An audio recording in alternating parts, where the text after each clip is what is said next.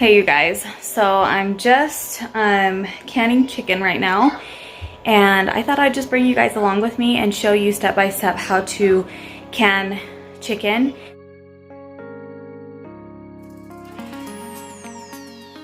You do need a pressure canner. You cannot steam bath chicken, otherwise you risk lots of disgusting food and that would make you sick. So anyway, I'm just gonna bring you guys along with me to show you step by step how to do it. It's so super easy. So let's get into it. So what you'll need are nice clean jars. I just ran these through my dishwasher yesterday and they've been drying overnight. You want to make sure that your jars are nice and clean. You want to make sure that you're choosing jars that don't have any chips in them or cracks. Just because it will affect how they seal, and you don't want your food to go bad. So make sure you're choosing really nice jars. Salt is a bit for pressure canning. It is a option. I'm choosing to just because I like a little bit of that flavor. I'm only adding about a teaspoon to each jar. I'm using pink Himalayan salt. Because this is just strictly for flavor, you don't need to use canning salt. So you want to make sure your chicken is completely thawed out. You do not want frozen chicken. If you choose frozen chicken, your chicken will shrink down while it's cooking, and then you will have, your jar won't be very full. So I think that that's about right. And I just have my nifty little spatula here. And this one is 1 inch. And these chicken jars need to be filled 1 1/4 inch according to my manual that came with my pressure canner. It looks like I have a little too much space. I bet I could fit one more piece of chicken in there. So I'm gonna go ahead and do that. Oh, that was a teeny piece. I'm gonna try another one. All right, let's try again. So that's about right. So I'm gonna go ahead and set this one aside. I'm gonna continue filling these.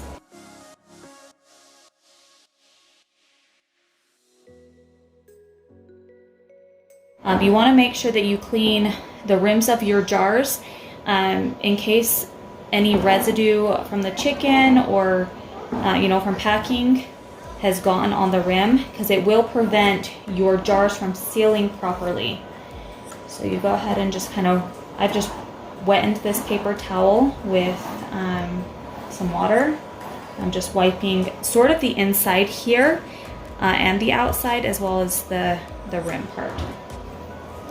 Normally, if I was water bathing, I would sterilize these, but because we are pressure canning and the heat gets so extremely hot, then I usually don't.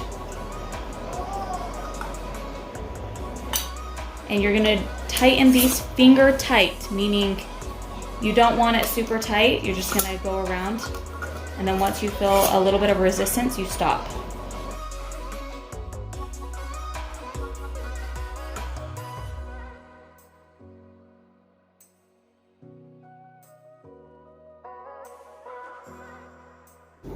So I did fill this canner with 3 quarts of cold water, just because my cans of chicken are coming out of the fridge from yesterday.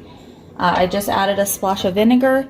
That's supposed to help prevent water stains from staining your jars.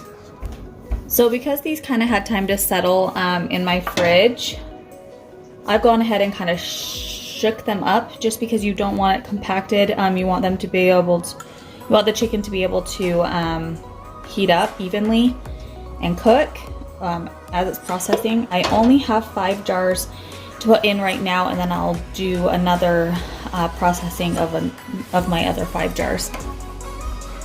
These are quart-sized jars, in case you're wondering. We're gonna go ahead and put on our lid.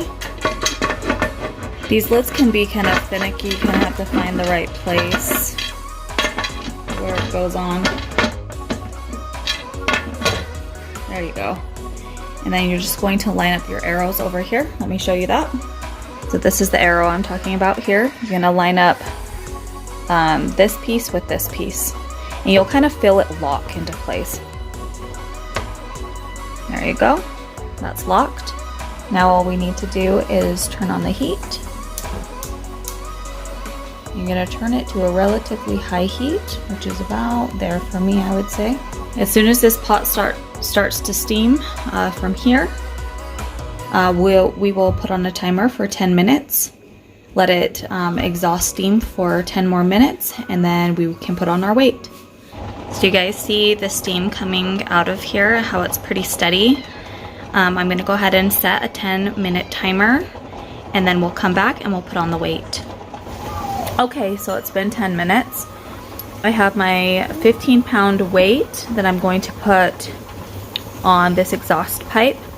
It's gonna build pressure inside of the pot. It depends on your elevation, how much weight you need to put on top of this valve. Definitely look at the manual that comes with your pressure cooker to know how much pressure you need. For me, I need 15 pounds, so I'm gonna go ahead and put that on. Make sure it's on there good. Once this begins to rock, then we can start our processing time of 90 minutes.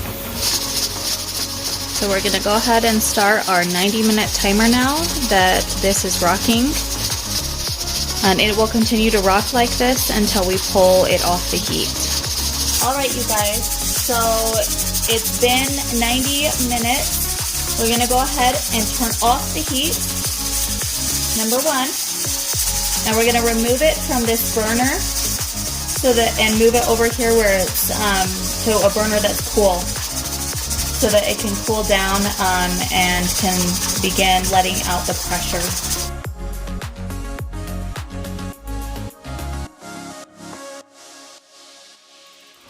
All right, so now that this valve has gone down, we're safe to go ahead and take off the poundage. So we'll take that off.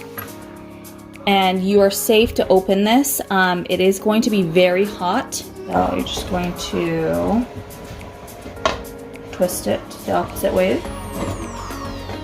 And always open away from you so you don't get a big poof of steam right in your face. So I'm going to remove these jars from this pot onto a cooling towel for them to cool and where they will seal.